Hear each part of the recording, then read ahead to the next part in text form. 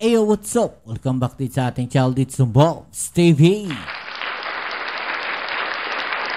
Alright, so tayo nagbabalik muli na naman mga kababayan para sa isa na namang reaction video o komentaryo mga kababayan. At ito po, no, pag-usapan uli natin, ito pong mga issue. Kaya Saldico mga kababayan, at nakakailang upload na po tayo dito. Kaya naman, talaga naman, no, ito po ay gatas na gatas natin mga kababayan. Gatas na gatas po yung issue kay Saldico. Grabe, no? Talaga naman pinagkaguluhan, no, ng mga vlogger, ng mga DDS at pro administration. Pero ang tanong, totoo ba ang mga akusasyon ni Saldico? Ha? Totoo ba? Kayo po ba ay naniniwala sa mga sinabi ni Saldico? Well, ako honestly kahit sabihin natin let's say kunyari hindi ako pro administration. Pero para sa critical thinking mga kababayan, mapapaisip ka talaga, no, dito sa mga sinabi ni Saldico, lalo na, no, kung ikaw ay mag-iisip maigi at papanoorin mo, no, etong mga videos, no, ng kaliwat kanan, no, o both panig mga kababayan, no, talagang mapapaisip ka. No, parang talagang may something sa sinasabi, no, netong si Saldico. Parang may something. Ano yung something, mga kababayan? Parang scripted. No, pistado Paano natin nasabing scripted, mga kababayan? No, kagaya nga na sinasabi natin. Kaya natin nabanggit na scripted. Unang-una, no, nagkaroon po ng Senate Blue Ribbon na hearing tungkol po sa flood control projects. Okay? At doon po sa flood control projects na yan, mga kababayan, yan po ang isa sa tinuturo po na mastermind, no, ng mga budget insertions dyan po sa flood control projects na yan ay walang iba kung hindi etong si Saldico. Okay? Si Saldico yung tinuturo Okay? So, isa pa. No, actually, yun nga sinasabi natin, diversionary tactics lang po yan. No, ito pa yung isang matindi dyan, mga kababayan. No?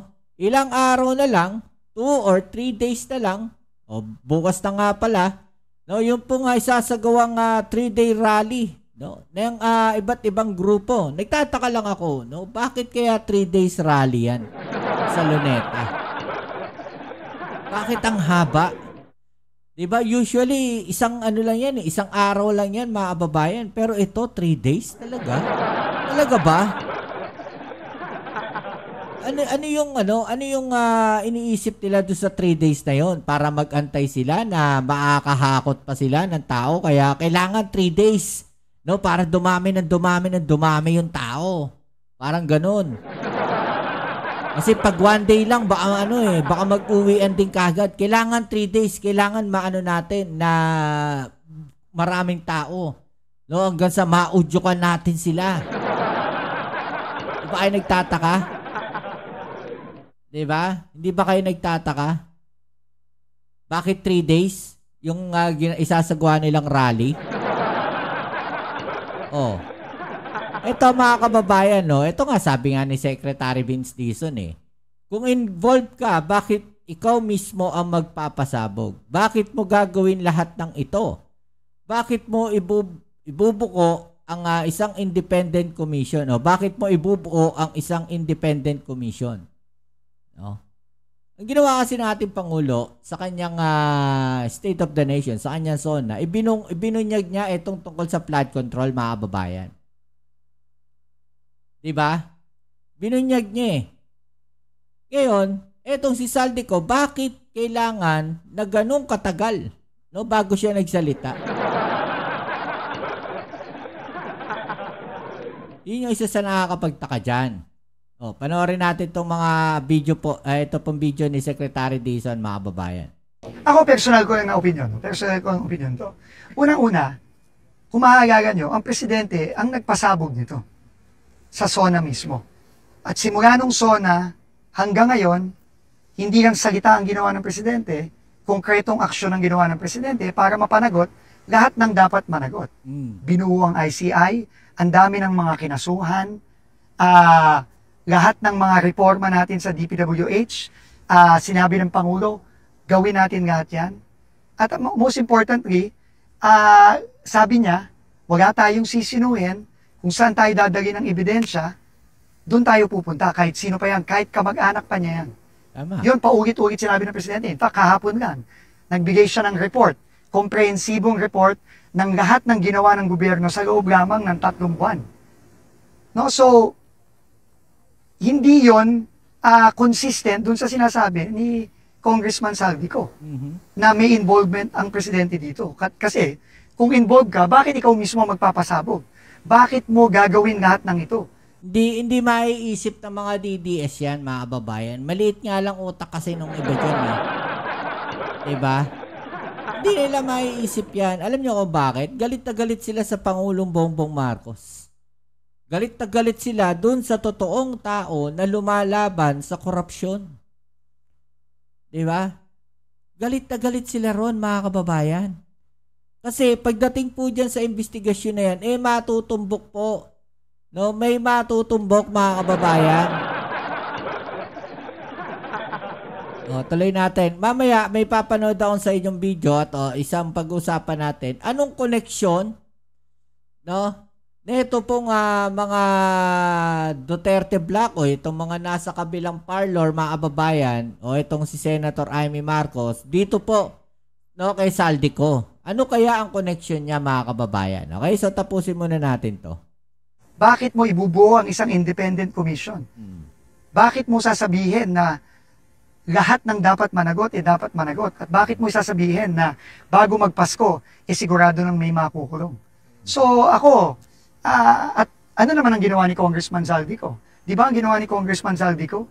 Umalis ng Pilipinas. Nung nagsimula pa lang itong kontrobersiya, skandalo sa flood control, ang ginawa ni Congressman Saldico, umalis ng Pilipinas. So, sinong paniniwalaan natin? Yun na. Ako, personal ko lang na opinion. Okay. So, yan mga kababayan. Yan po yung opinion ni Secretary Vince Dizon. No? At isa sa tanong natin, anong kinalaman ng mga nasa Duterte Black, mga kababayan, dito kay Saldico? May connection ba? Kasi kung maalala natin, mga kababayan, talagang maboka. Ito pong si Senator Amy Marcos. No, parang alam na alam po niya yung mga mangyayari. Kung maalala natin, meron siyang sinabi na kung saan sabi nga po niya, no, may mga aatras na mga testigo, may mga magre-recant, mga kababayan, no, sa kanilang mga statement. Alam na alam. No, netong parang alam na alam ni Senator Amy Marcos yung mangyayaring kwento. 'Di ba? Bakit hindi natuloy yung Kasi dapat ipapatawag tong si Saldico ng Senate Blue Ribbon para mag-Zoom meeting. Sabi ko sa inyo wag niyo ipapaalam yung plano niyo Pinapaalam niyo kasi, no? Sana makarating to kay Senator Rapping Lacson. Wag niyo ipapaalam yung mga plano niyo. Naunahan na naman tuloy kayo. Baka naunahan kayo. O baka na-contact na nila si Saldico, mga kababayan. Kasi mismong si Senator Amy, ano sabi niya? Dahil hindi na makontrol si Saldico, sabi ng News 5. Ito ang nakikitang dahilan ni Senator Amy Marcos kaya hindi na umano itinuloy ng Senate Blue Ribbon Committee ang pagpapadalo kay dating Ako Bicol Representative Saldico sa flood control hearing sa pamamagitan ng Zoom. Ayon sa legal team ni Ko, hindi makadadalo ang dating kongresista sa pagdinig dahil nasa ibang bansa pa rin siya para sa medical reasons. Sa isang video pinost sa Facebook page ni Ko, isiniwalat niya ang umano'y paggamit sa kanya bilang scapegoat sa flood control mess. So, yun nga yung video, di ba, mga kababayan? So, yan po yung rason. No? Dahil daw sa medical conditions, mga kababayan. Nakagawa nga ng video. May part 1, may hanggang ilang part pa yan? Hanggang part 10 ba yan? Edited pa. Diba? O eto pa matindi dyan mga kababayan. Diba? Hindi raw makokontrol. Hindi na raw makontrol si Saldico. Parang alam na alam ni Senator Amy. Diba? Parang alam no, ni Senator Amy.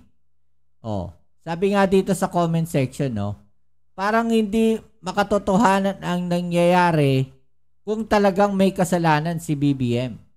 Bakit hindi mo pa noon sinabi, saka palang may warrant, biglang may paganyan. Tsaka kung talagang nangyari yan, sa'yo, wala dapat binabasa kasi alam mo lahat ng nangyayari. Nangyari. Okay? Hindi mo makakalimutan yon. Nakakapagtaka na bigla para pag nanalo si Sara o napatanggal si BBM, absuelto na sila. Tama, exactly.